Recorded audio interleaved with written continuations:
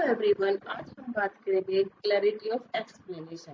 Clarity means clear, अर्थात स्पष्ट होना। जब हम कुछ समझाते हैं तो यह महत्वपूर्ण है कि दूसरे इसे आसानी से समझें। एक अच्छा स्पष्टीकरण सरल, चरण दर चरण और आसान शब्दों में होना चाहिए।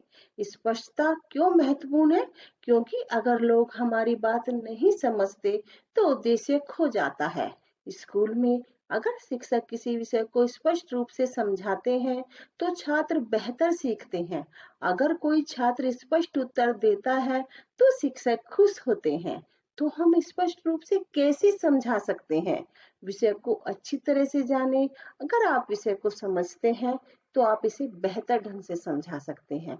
सरल भाषा का उपयोग करें, कठिन शब्दों से बचें, इसे हर किसी के लिए आसान बनाएं।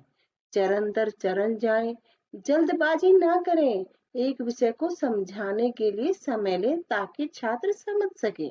उदाहरण दें, छात्रों को उदाहरण देकर समझाएं।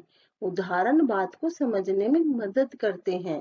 प्रश्न पूछें, प्रश्न पूछकर जांचें कि दूसरे ने समझा है या नहीं। इससे आपका स्पष्टीकरण बेहतर होता है। एक छोटा उदाहरण देती हूँ। मान लीजिए आप झांसी की रानी कविता का अर्थ समझा रहे हैं, तो सिर्फ यह ना कहें यह रानी लक्ष्मीबाई के बारे में, कहें यह कविता रानी लक्ष्मीबाई की बहादुरी की कहानी बताती है, जिन्होंने अंग्रेजों के खिलाफ लड़ाई लड़ी। कवि ने शक्तिशाली शब्दों का उपयोग करके उनकी बहादुरी को दिखाया है। उदाहरण के लिए प्रसिद्ध पंक्ति खूब लड़ी मर्दानी वो तो झांसी वाली रानी थी दिखाती है कि उन्होंने एक योद्धा की तरह ये लड़ाई लड़ी।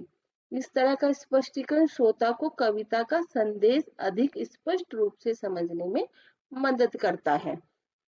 तो याद रखें, स्पष्ट स्पष्टीकरण बड़े शब्दों का उपयोग करने के बारे में नहीं है, यह दूसरों को समझाने के बारे में है।